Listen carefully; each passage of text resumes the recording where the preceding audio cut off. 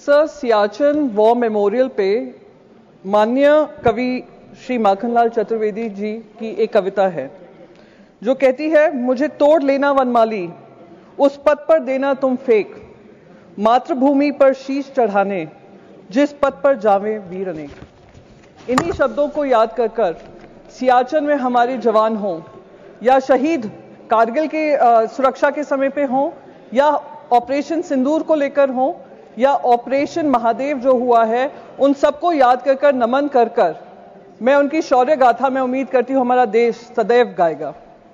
साथ ही साथ मैं उन सारे परिवारजनों को श्रद्धांजलि व्यक्त करना चाहूंगी जिनकी जानें वो पहलगाम में गई, आतंकी हमले में गई, पाकिस्तान स्पॉन्सर्ड आतंकी हमले में गई, और वो अभी भी उम्मीद कर रहे हैं कि हर तरीके से ऑपरेशन सिंदूर, जो कल खुद प्रधानमंत्री जी ने कहा कि ऑपरेशन सिंदूर अभी भी जारी है, उस ऑपरेशन सिंदूर के तहत उनको हर पैमाने पे न्याय मिलेगा और नापाक हरकतें जो पाकिस्तान से होती हैं उसको खत्म करने का काम हमारी वीर सेना करेगी।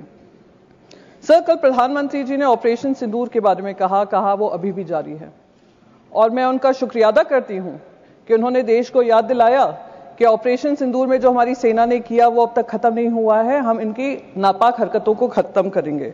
पर कुछ सुझाव मेरे भी हैं। जब पहलगाम हुआ था मेरे मन में भी बहुत सवाल थे।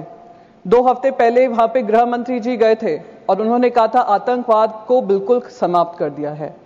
2019 में जब 370 धारा हटी थी, कौन भूल सकता है गृह मंत्री के वो शब्द जहां उन्होंने कहा था पीओके के लिए हम जान भी दे देंगे। तिरंगा यात्रा हुआ था, हम पार्लियामेंट्री डेलीगेशन जब गया था, हम जाने से पहले तिरंगा यात्रा हुआ था जिसमें गृह मंत्री ने कहा अब बातचीत पाकिस्तान से होगी तो सिर्फ पीओके को लेकर होगी।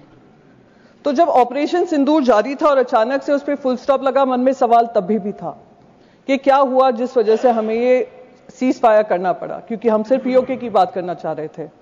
तो अब क्योंकि ऑपरेशन सिंदूर जारी है और प्रधानमंत्री जी ने ये कहा है, तो मैं बस 2-3 चीजें उनके सामने कहना चाहूंगी। सर, ऑपरेशन सिंदूर का हर हिस्सा, चाहे वो फिल्म इंडस्ट्री हो, चाहे वहां की न्यूज चैनल्स हो, चाहे उनके इन्फ्लुएंसर्स हो, हमने सब पे पाबंदी लगाई। सर, अब समय आ गया है कि क्रिकेट पर भी पाबंदी लगनी चाहिए। सर, हमारे विदेश मंत्री ने कहा कि मैं गर्व होता है इस बात का कि मैं उस पार्लियामेंट्री डेलीगेशन में शामिल थी जिसकी जिम्मेदारी मुझे सरकार ने दी थी। हम 33 देशों में गए। मिनिस्टर ऑफ एक्सटर्नल अफेयर्स कह रहे थे करीब 100 देशों से बातचीत हुई। मैं तो कह रही हूं गृह मंत्री जी से, सर आपको बहुत जगह फोन करने की जरूरत नहीं पड़ेगी, एक इंटरकॉम पे ही फोन कर लेंगे। आईसीसी के चेयरमैन को अगर आप कह देंगे कि ये इंडिया पाकिस्तान मैच नहीं हो सकता तो नहीं होगा, ये हमारे ऑपरेशन सिंदूर की कामयाबी होगी। सर, हम जो 26 महिलाएं जो विधवा हुई वो उनके मुंह, हम उनके मुंह पे जाकर कहेंगे कि हमें वो इंडिया पाकिस्तान मैच खेलना है, हम पैसा कमाना चाहते हैं, पैसे के ऊपर आपका परिवार नहीं है। तो मैं बस यही रिक्वेस्ट करूंगी, एक ऑपरेशन सिंदूर वो होना चाहिए। सर, ऑपरेशन सिंदूर में हमने पाकिस्तान को तो मुंह तोड़ जवाब दिया और उसका गर्व है, हम सबको गर्व है, विपक्ष को भी गर्व है क्योंकि विपक्ष आपके साथ खड़ा रहा।